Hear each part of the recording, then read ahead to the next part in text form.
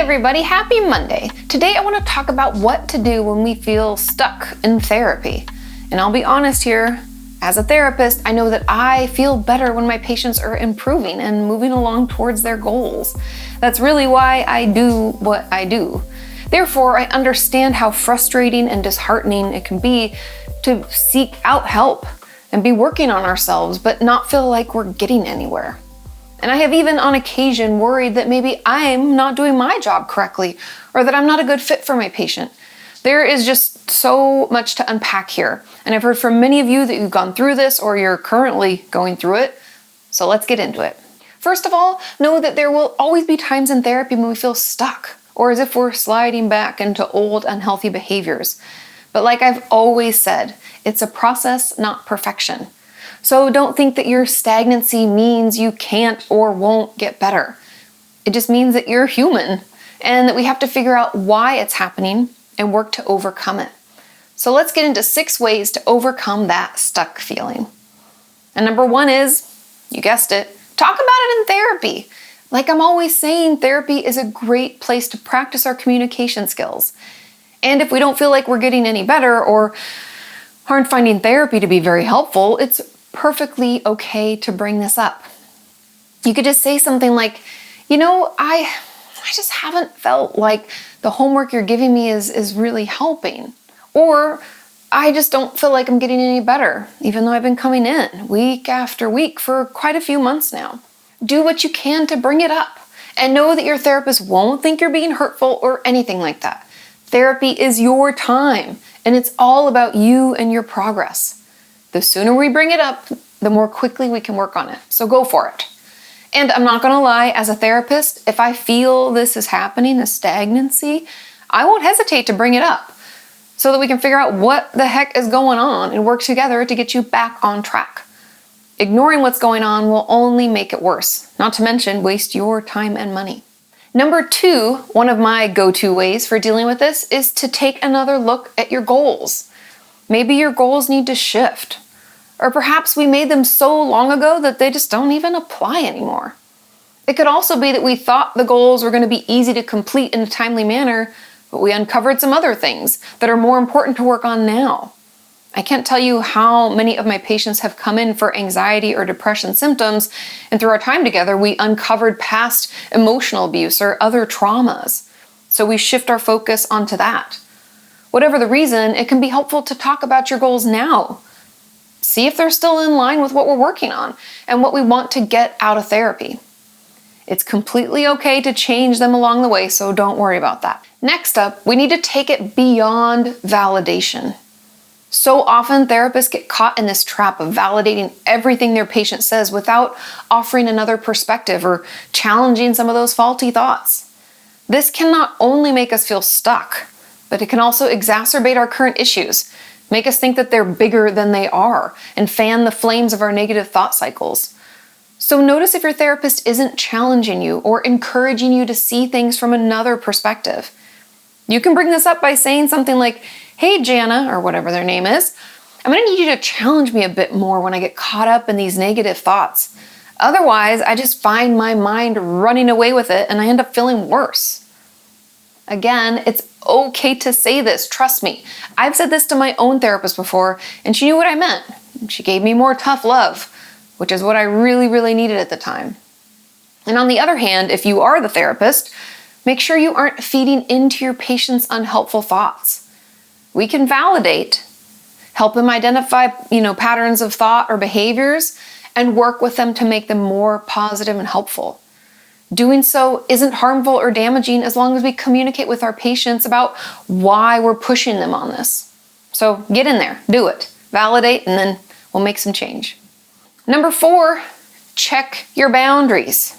I spoke in a recent video about what I wish people knew about therapists, and one of those things was that it's important therapists don't work harder than their patients. If we as the patients are waiting for our therapist to fix us or make everything feel better, we will be waiting forever. A therapist can only guide you towards the right path, and then you're going to have to do the work. I'm sorry. I know it's hard, but a therapist cannot be with us 24/7 to make sure that we do what we said we would. That's on us. and we have to take responsibility for that. Again, on the other hand, as a therapist, it's important to check in with myself about how much work I'm doing. And if I am in fact working harder than my patient, I'm going to have to bring that up in session and reset the boundaries of therapy with my patient, owning up to the fact that I was the one to overstep. In all honesty, or at least in my experience, I think this deepens the therapeutic relationship and can help our patients see us as real people and an ally. My fifth tip is to dig deeper. Like I said at the beginning, we often come into therapy for one thing, only to discover an entirely different or deeper issue. Therefore, if we're working hard in therapy, we like our therapist, and we still feel stuck, maybe it's something else that's holding us back. This could be a past trauma we've repressed, or unprocessed guilt or upset, or deeply seated confidence issues, or a toxic relationship that we're still in. The list is endless. If you can't think of anything else that could be upsetting you, bring this possibility or kind of curiosity up to your therapist and let them ask some questions, help you dig deeper into what's going on. So often it's another underlying event that's preventing us from moving forward. So it's always worth considering. Sixth and finally, I have to check myself. Anytime there's an issue with a patient, whether they are upset, resisting help, or feeling stuck, it's important to check in on my own shit. Did I miss something? Did I ask all of the follow-up questions about that situation or upset? Did I possibly do something in session to cause this halt? Maybe there's transference that I didn't note or call out, or even worse, maybe I need to get into my own therapy to sort out some of my own countertransference that's happening.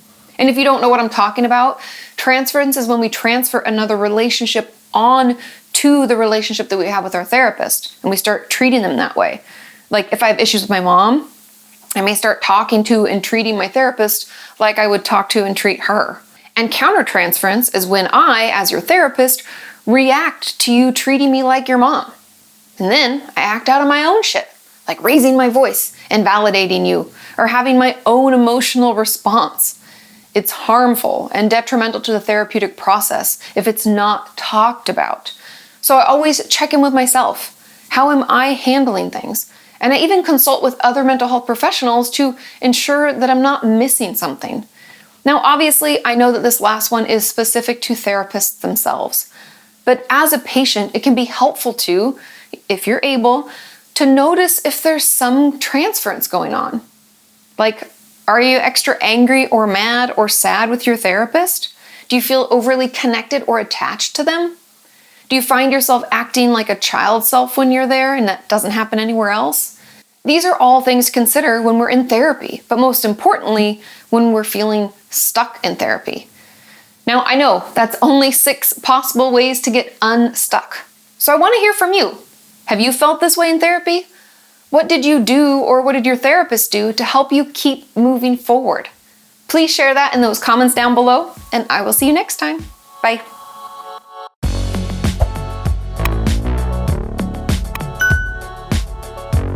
Hey, just jumping in here to let you know that I have launched 2 podcasts this year. The first one is called Ask Katie Anything, or AKA, and it's just me answering all of your mental health questions for about an hour. And the other is called Opinions That Don't Matter with my husband, Sean. We talk about what grinds our gears, funny stories from that week, and offer our opinions on things we have no business talking about. You can find them both on whatever podcast platform you prefer, and we also release a video version here on YouTube. The link to our podcast channel is in the description, or you can search for Opinions That Don't Matter on YouTube. Enjoy!